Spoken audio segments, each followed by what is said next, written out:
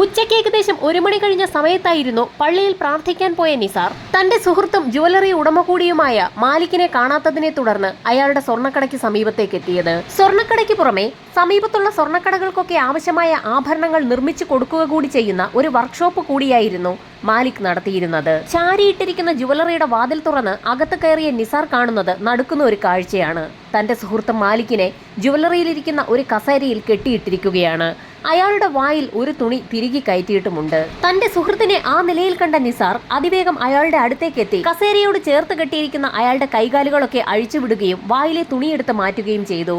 കിതപ്പ് കാരണം മാലിക്കിന് ഒന്നും പറയുവാൻ കഴിയുന്നുണ്ടായിരുന്നില്ല. എന്താണ് സംഭവിച്ചതെന്ന് മാലിക് ചോദിച്ചതോടുകൂടി അല്പസമയത്തിനകം തന്നെ നിസാർ അക്കാര്യം പറഞ്ഞു. ഏതാനും നിമിഷങ്ങൾക്ക് മുൻപായിരുന്നു ചില ആളുകൾ ജുവലറിക്കുള്ളിലേക്ക് കടന്നു വന്നത്. ജുവലറിക്കുള്ളിലേക്ക് കടന്നു വന്ന മുഖംമൂടിധാരികളായ ആ വ്യക്തികൾ ജുവലറിയിലുണ്ടായിരുന്ന സ്വർണവും പണവും ഒക്കെ എടുത്തുകൊണ്ട് അവിടെ നിന്നും കടന്നു കളഞ്ഞു. വിവരം കേട്ട ഉടൻ തന്നെ നിസാർ സംഭവം പോലീസ് സ്റ്റേഷനിൽ വിളിച്ചറിയിച്ചു. അപ്പോഴേക്കും വിവരമറിഞ്ഞ് സമീപത്തുണ്ടായിരുന്ന കടക്കാരൊക്കെ അങ്ങോട്ടേക്ക് എത്തിയിരുന്നു. സംഭവ സ്ഥലത്തേക്കെത്തിയ പോലീസിനോട് മാലിക് വിശദമായി തന്നെ നടന്ന കാര്യങ്ങൾ തുറന്നു പറഞ്ഞു. മുഖംമൂടി ധരിച്ച 3 പേരായിരുന്നു കടയ്ക്കുള്ളിലേക്ക് കടന്നു വന്നത്. അവരുടെ കൈവശം തോക്കും കത്തിയും ഉണ്ടായിരുന്നു.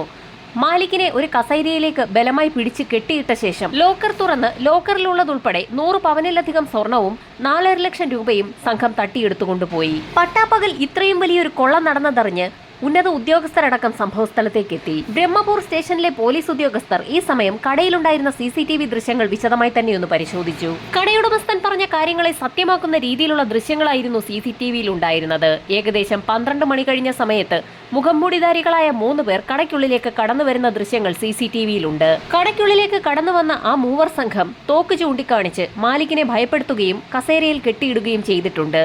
അതിനുശേഷം അവർ നേരെ പോയി ലോക്കർ തുറക്കുകയും സ്വർണവും പണവും ഒക്കെ കൈവശപ്പെടുത്തിയ ശേഷം അവിടെ നിന്ന് പുറത്തേക്ക് പോവുകയും ചെയ്തു. CCTV വിഷ്വലുകളിൽ ഒന്നുകൂടി സൂക്ഷിച്ചു നോക്കിയ പോലീസുകാർക്ക് ചില സംശയങ്ങൾ തോന്നി. കാരണം 3 സംഘം കടയ്ക്കുള്ളിലേക്ക് കയറിയ ശേഷം തോക്ക് കാണിച്ച് മാലിക്കിനെ ഭയപ്പെടുത്തുകയും കസേരയിൽ കെട്ടിയിടുകയും അയാൾ എന്തെങ്കിലും സംസാരിക്കുവാൻ കഴിയുന്നതിന് മുൻപ് തന്നെ അയാളുടെ വായിലേക്ക് തുണി തിരികെ കയറ്റുകയും ചെയ്യുന്നുണ്ട്. അതിനുശേഷം നേരെ ലോക്കറിന്റെ അടുത്തേക്ക് പോവുകയാണ് പ്രതികൾ ചെയ്തിരിക്കുന്നത്. മാലിക് പറയാതെ തന്നെ ആ കടയുടെ ലോക്കർ എവിടെയാണെന്ന് നേരത്തെ തന്നെ അറിയുന്ന തരത്തിലായിരുന്നു ആ 3 സംഘത്തിന്റെ പെരുമാറ്റം. മാലിക്കിന്റെ വായിൽ തുണി തിരികെ അയാളെ നിശബ്ദനാക്കിയ ശേഷം ആ 3 സംഘം അതിവേഗം തന്നെയായിരുന്നു ഒരു സംശയവും കൂടാതെ ലോക്കറിന് സമീപത്തേക്ക് എത്തിയതും ലോക്കർ തുറന്ന് സ്വർണവും പണവും ഒക്കെ അവരുടെ ബാഗിനുള്ളിലേക്ക് നിറച്ചതും. മാലിക്കിന്റെ കടയുമായി നല്ല പരിചയമുള്ള വ്യക്തികൾ ആരോ ആണ് മോഷണത്തിന് പിന്നിലെന്ന് പോലീസിന് വ്യക്തമായി. ഇക്കാര്യങ്ങളൊക്കെ മനസ്സിലാക്കിയ DYSP അടങ്ങുന്ന സംഘം പോലീസ് സംഘത്തെ 5 ഗ്രൂപ്പുകളായി തിരിക്കുകയും ഓരോ ഗ്രൂപ്പിനും ചില പ്രത്യേക ജോലികൾ നൽകുകയും ചെയ്തു. സമീപത്തുള്ള മറ്റുള്ള കടകളിലെ CCTVകൾ കേന്ദ്രീകരിച്ച് അന്വേഷണം നടത്തുകയും CCTV ഫൂട്ടേജുകൾ ശേഖരിക്കുകയും ചെയ്യുന്നതായിരുന്നു ഒരു ഗ്രൂപ്പിന് നൽകിയ ജോലി. മറ്റൊരു പോലീസ് സംഘം സമാനമായ രീതിയിൽ മറ്റെവിടെയെങ്കിലും ഇതേപോലെയുള്ള കൊള്ളകൾ റിപ്പോർട്ട് ചെയ്തിട്ടുണ്ടോ എന്നുള്ള അന്വേഷണമായിരുന്നു നടത്തിയത്. ഇതോടൊപ്പം തന്നെ ഒരു സംഘം പോലീസുകാർ മാലിക്കിനെ വിശദമായി ചോദ്യം ചെയ്തു തുടങ്ങി. വന്ന വ്യക്തികൾ ഹിന്ദിയിൽ സംസാരിച്ചിരുന്നു എന്ന് പോലീസിന് വ്യക്തമായി. ഇതിൽ നിന്നും മോഷണം നടത്താനെത്തിയ വ്യക്തികൾ കർണാടകക്കാരല്ല എന്നും അയൽ സംസ്ഥാനങ്ങളിൽ നിന്നെത്തിയ മോഷ്ടാക്കളാണെന്നും പോലീസ് വിലയിരുത്തി. UPയിൽ നിന്നും ബീഹാറിൽ നിന്നുമൊക്കെയുള്ള തിരുട്ട് ഗ്രാമങ്ങളിൽ നിന്ന് മോഷണ സംഘങ്ങൾ സംസ്ഥാനത്തുടനീളം എത്തി മോഷണങ്ങളും കൊലപാതകങ്ങളും നടത്തുന്നത് പതിവായതോടുകൂടി അന്വേഷണം വിപുലമാക്കാൻ തന്നെ പോലീസ് സംഘം തീരുമാനിച്ചു. ഈ സമയം മറ്റൊരു സംഘം പോലീസുകാർ ജുവലറിക്ക് സമീപമുള്ള മറ്റുള്ള കടക്കാരെയും നാട്ടുകാരെയും ഒക്കെ ചോദ്യം ചെയ്തു തുടങ്ങി. സാധാരണഗതിയിൽ മാലിക് കൃത്യം 12:30 ആകുമ്പോഴേക്കും പള്ളിയിൽ പ്രാർത്ഥിക്കുന്നതിനായി പോകും. അയാൾ പിന്നീട് ഏകദേശം 1:30 മടങ്ങിയെത്താറ്. ഇതൊക്കെ മനസ്സിലാക്കിയ സംഘമാണ് 12 മണിക്ക് ശേഷം കൃത്യമായി സ്വർണ്ണക്കടയിലെത്തി കവർച്ച നടത്തിയിരിക്കുന്നത്. ആ സമയത്ത് കടയിൽ ആരും തന്നെ ഉണ്ടാവുകയില്ല എന്ന് അറിയുന്ന വ്യക്തികൾ തന്നെയാവാം മോഷണത്തിന് പിന്നിലെന്ന് പോലീസ് ഉറപ്പിച്ചു. ഇതിനിടയിൽ CCTVകൾ കേന്ദ്രീകരിച്ച് അന്വേഷണം നടത്തിയ പോലീസുകാർക്ക് ചില നിർണായക വിവരങ്ങൾ ലഭിച്ചു. സംഭവം നടന്ന 12:15 12:25 ഇടയിൽ മാലിക്കിന്റെ കടയുടെ പുറത്ത് ഒരു വ്യക്തി നിൽക്കുന്നത് CCTVയിൽ വ്യക്തമായി തന്നെ തെളിഞ്ഞിട്ടുണ്ട്. പുറത്തുനിന്ന് ആ വ്യക്തിയും മുഖംമൂടി ധരിച്ചിട്ടുണ്ടായിരുന്നു. കടയ്ക്കുള്ളിലേക്ക് മുഖംമൂടി ധരിച്ച 3 പേർ മാത്രമായിരുന്നു കടന്നു ചെന്നത്. പുറത്ത് ഒരാൾ കൂടി ഉണ്ടായിരുന്നുവെന്ന് യഥാർത്ഥത്തിൽ കടയുടമയ്ക്ക് അറിവുണ്ടായിരുന്നില്ല. ജുവലറിക്ക് പുറത്തു നിന്ന വ്യക്തിയും ജുവലറിക്ക് അകത്ത് കടന്ന വ്യക്തികളും ധരിച്ചിരിക്കുന്ന വസ്ത്രം പോലീസ് സംഘം വിശദമായി തന്നെ നോട്ട് ചെയ്തു. ആ വസ്ത്രധാരികൾ സംഭവം നടക്കുന്നതിന് മുൻപ് എവിടെയായിരുന്നു എന്ന് കണ്ടെത്തുന്നതിനുള്ള ഒരു അന്വേഷണത്തിലേക്കാണ് പോലീസ് നീങ്ങിയത്. ഈ സമയമായപ്പോഴേക്കും സമീപത്തുള്ള കടകളിലും റോഡുകളിലും ഒക്കെയുള്ള CCTV ദൃശ്യങ്ങളൊക്കെ പോലീസ് സംഘം ശേഖരിച്ചു കഴിഞ്ഞിരുന്നു. സകല CCTV ദൃശ്യങ്ങളും അരിച്ചു പറക്കുന്നതിനിടയിൽ പോലീസിന് നിർണായകമായ ഒരു വിവരം ലഭിച്ചു. സംഭവം നടക്കുന്ന ദിവസം മുഖംമൂടിധാരികൾ ധരിച്ചിരുന്ന അതേ വേഷത്തിൽ 3 വ്യക്തികൾ മാലിക്കിന്റെ കടയിരിക്കുന്ന സ്ഥലത്ത് നിന്നും ഏതാനും കിലോമീറ്ററുകൾ മാറി ഒരു മരത്തിന്റെ ചുവട്ടിൽ സംസാരിച്ചു നിൽക്കുന്നു. ആ മൂവർ സംഘത്തിനൊപ്പം മറ്റ് 2 പേർ കൂടി ഉണ്ടായിരുന്നു. വളരെ നിർണായകമായ ഒരു CCTV ദൃശ്യത്തിൽ നിന്നാണ് ഇത് പോലീസിന് ലഭിച്ചത്. ജുവലറിയിലെ CCTVകളിൽ കണ്ട ആ വ്യക്തികളുടെ അതേ ബോഡി ലാംഗ്വേജ് ഉള്ള 3 ചെറുപ്പക്കാരാണ് മരത്തിന്റെ ചുവട്ടിൽ സംസാരിച്ചു നിൽക്കുന്നത്. അങ്ങനെ ആ 5 അംഗ സംഘത്തിലേക്കായി പോലീസിന്റെ പൂർണ്ണമായ അന്വേഷണം. മരത്തിന് ചുവട്ടിൽ കൂടി നിന്ന ആ 5 അംഗ സംഘം പിന്നീട് എങ്ങോട്ടാണ് പോയതെന്ന് പോലീസ് വിശദമായി തന്നെ CCTVകൾ കേന്ദ്രീകരിച്ച് അന്വേഷണം നടത്തി. മറ്റ് കടകളിൽ നിന്ന് ലഭിച്ച CCTV വിഷ്വൽസിൽ നിന്നും ആ 5 പേരും പല വഴികളിലൂടെ സഞ്ചരിച്ച് ഒടുവിൽ മാലിക്കിന്റെ സ്വർണ്ണക്കടയ്ക്ക് സമീപം എത്തിയതായി പോലീസ് കണ്ടെത്തി. മരത്തിന്റെ ചുവട്ടിൽ നിന്നും അവിടേക്ക് നടന്നു വന്ന ആളുകൾ മുഖംമൂടി ധരിച്ചിട്ടുണ്ടായിരുന്നില്ല.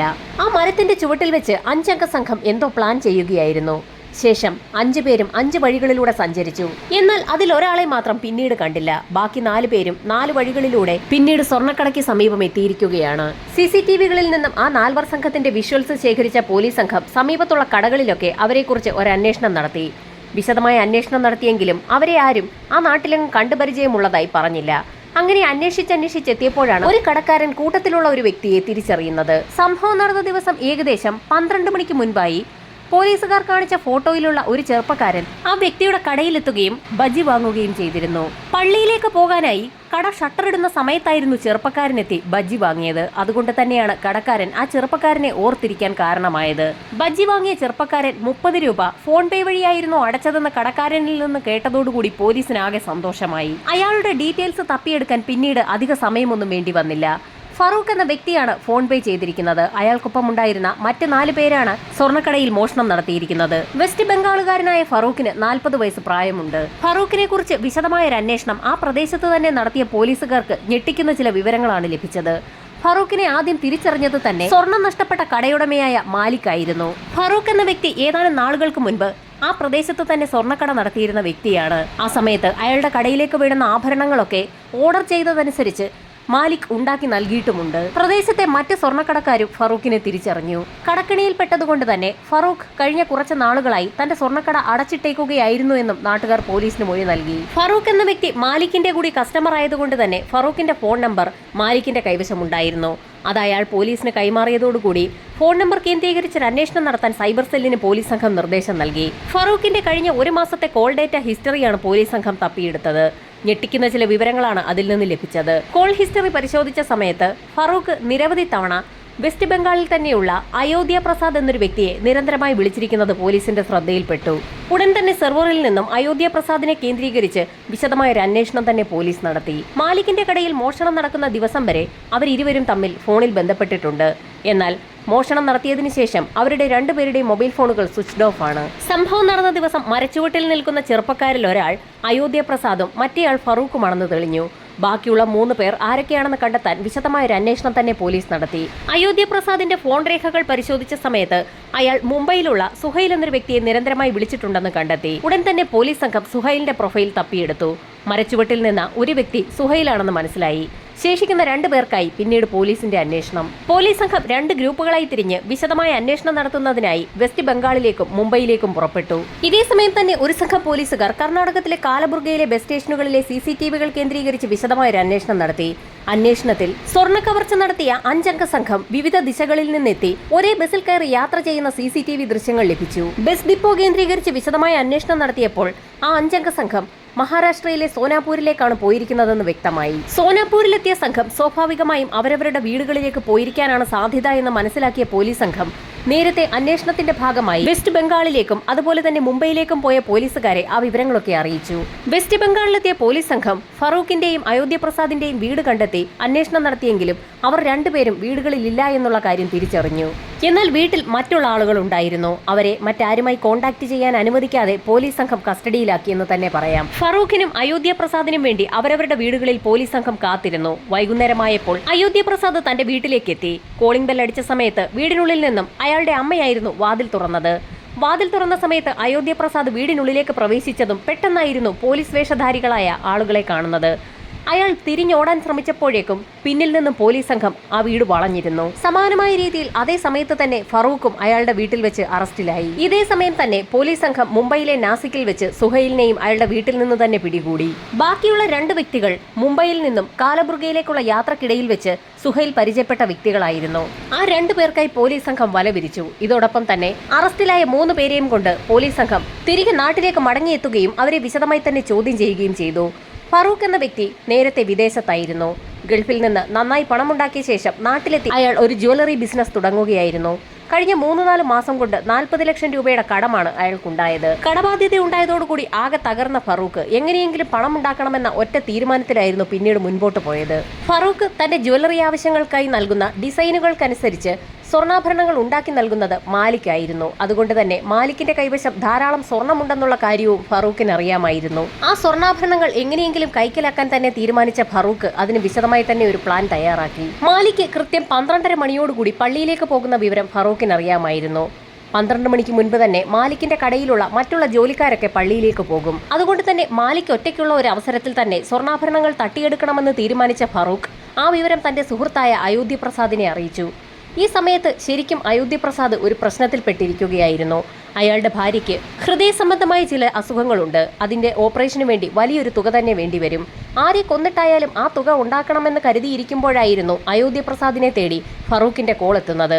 അപ്പോൾ തന്നെ അയാൾ താനും ആ പ്ലാനിൽ ഒത്തുചേരാമെന്ന് സമ്മതിക്കുകയും ചെയ്തു. അങ്ങനെ അയോധ്യ പ്രസാദിന്റെ നിർദ്ദേശത്തെ തുടർന്നായിരുന്നു മുംബൈയിലുള്ള സുഹൈലിനെ കൂടി അവർ കൂടെ കൂട്ടുന്നത്. സുഹൈലിന്റെ മറ്റ് 2 സുഹൃത്തുക്കളെ കൂടി അയാൾ ഒപ്പം കൂട്ടി. മാലിക്കിന്റെ കടയിൽ തന്നെ മോഷണം നടത്താൻ മറ്റൊരു കാരണം കൂടി ഉണ്ടായിരുന്നു. കള്ളന്മാർ മോഷ്ടിക്കുന്ന സ്വർണവും കള്ളക്കടത്ത് വഴി എത്തുന്ന സ്വർണവുമൊക്കെ മാലിക്കിന്റെ കടയിൽ എത്താറുണ്ട്. അയാൾ അതൊക്കെ ഉരുക്കി വേറെ ഡിസൈനിലാക്കി മറ്റുള്ള കടക്കാർക്ക് വിൽക്കാറാണ് പതിവ്. അക്കാര്യങ്ങളൊക്കെ വളരെ രഹസ്യമായ ഒന്നാണ്. ഇക്കാര്യങ്ങളൊക്കെ നേരത്തെ തന്നെ മനസ്സിലാക്കിയ ഫറൂഖ് അതുകൊണ്ട് തന്നെ മാലിക്കിന്റെ കൈവശം ധാരാളം സ്വർണമുണ്ടെന്നും എങ്ങനെയെങ്കിലും അത് കൈവശപ്പെടുത്തണമെന്നും തീരുമാനിക്കുകയായിരുന്നു. ഫറൂഖിനെ നേരത്തെ തന്നെ മാലിക്കിന് അറിയാവുന്നത് കൊണ്ട് തന്നെ മോഷണത്തിന് മുൻകൈയെടുത്തതും അത് നടപ്പിലാക്കിയതും അയോധ്യ പ്രസാദ് സംഘവുമായിരുന്നു. അതുകൊണ്ട് തന്നെ ആ കടയെക്കുറിച്ച് വിശദമായി ഒന്ന് പഠിക്കാൻ ഒരു ഇലക്ട്രീഷ്യന്റെ വേഷം കെട്ടി എന്തെങ്കിലും ഇലക്ട്രിക്കൽ വർക്ക് ഉണ്ടോ എന്ന് ചോദിച്ചുകൊണ്ട് പലതവണ അയോധ്യ പ്രസാദ് മാലിക്കിന്റെ കടയിലെത്തിയിരുന്നു. അങ്ങനെ ആ കടയെക്കുറിച്ച് വിശദമായൊരു ധാരണ വന്നതോടുകൂടി ആ സംഘം അവരുടെ പ്ലാൻ പ്രാവർത്തികമാക്കി. കടയിലെത്തി മാലിക്കിനെ അവിടെ കെട്ടിയിട്ട ശേഷം കടയിലുണ്ടായിരുന്ന സ്വർണവുമായി സംഘം കടന്നു കളഞ്ഞു. മോഷ്ടിച്ച സ്വർണവുമായി ആ സംഘം നേരെ ഫറൂഖിന്റെ കടയിലേക്കാണ് പോയത്. കുറച്ച് സ്വർണം ആ കടയിലെത്തി ഉരുക്കിയ ശേഷം ആ സ്വർണം അവർ വിൽക്കുകയും ചെയ്തു. ഇക്കാര്യങ്ങളൊക്കെ മോഷണം നടത്തിയ സംഘം പോലീസിനോട് തുറന്നു സമ്മതിക്കുന്ന സമയത്ത് പോലീസ് സംഘം യഥാർത്ഥത്തിൽ മാലിക്കിനെ ചോദ്യം ചെയ്യുകയായിരുന്നു. കാരണം മാലിക് നേരത്തെ പോലീസിനോട് നൽകിയ മൊഴി അനുസരിച്ച് 856 ഗ്രാം സ്വർണം മാത്രമായിരുന്നു അയാളുടെ കടയിൽ നിന്ന് മോഷണം പോയതെന്നാണ്. എന്നാൽ മോഷ്ടാക്കളെ പിടിച്ചപ്പോൾ പോലീസ് സംഘം കസ്റ്റഡിയിലെടുത്തിരിക്കുന്നത് 2.5 കിലോയിലധികം സ്വർണമാണ്. തന്റെ കടയിൽ നിന്ന് മോഷണം പോയതിൽ നിന്നും വലിയൊരു വിഭാഗം സ്വർണം കുറച്ചാണ് യഥാർത്ഥത്തിൽ അയാൾ പോലീസിനോട് പറഞ്ഞത്. അതുകൊണ്ട് തന്നെ യഥാർത്ഥത്തിൽ ഇപ്പോൾ പോലീസ് സംഘം ചോദ്യം ചെയ്യുന്നത് പരാതിക്കാരനായ കടയുടമ മാലിക്കിനെ തന്നെയാണ്. സർക്കാരിൽ നിന്ന് നികുതി വെട്ടിച്ചുണ്ടാക്കിയ സ്വർണം ഉപയോഗിച്ച് ആഭരണങ്ങൾ ഉണ്ടാക്കി വിൽക്കുന്ന പ്രക്രിയയാണ് നിലവിൽ മാലിക് ചെയ്തുകൊണ്ടിരിക്കുന്നത്. അതിലൂടെ കൊള്ളലാഭം കൊയ്യുകയും ചെയ്യുന്നു. മാലിക്കിനെ കുറിച്ച് വിശദമായ ഒരു അന്വേഷണം തന്നെ പോലീസ് സംഘം ഇപ്പോൾ ആരംഭിച്ചിരിക്കുകയാണ്. ഇതേ സമയം തന്നെ ഇനി ലഭിക്കാനുള്ള 2 പ്രതികൾക്കായി പോലീസ് സംഘം വലവിരിച്ചു കഴിഞ്ഞു. ഫറൂഖ് എന്ന വ്യക്തി ഡിജിറ്റൽ പേയ്മെന്റിലൂടെ ബജിക്കടക്കാരന് പൈസ കൊടുത്തതുകൊണ്ടാണ് യഥാർത്ഥത്തിൽ 4 ദിവസം കൊണ്ട് പോലീസ് സംഘത്തിന് പ്രതികളിലേക്ക് എത്താൻ കഴിഞ്ഞത്. വരും ദിവസങ്ങളിൽ മറ്റ് 2 പ്രതികളും പോലീസിന്റെ വലയിലാകുമെന്ന് തന്നെ പ്രതീക്ഷിക്കാം.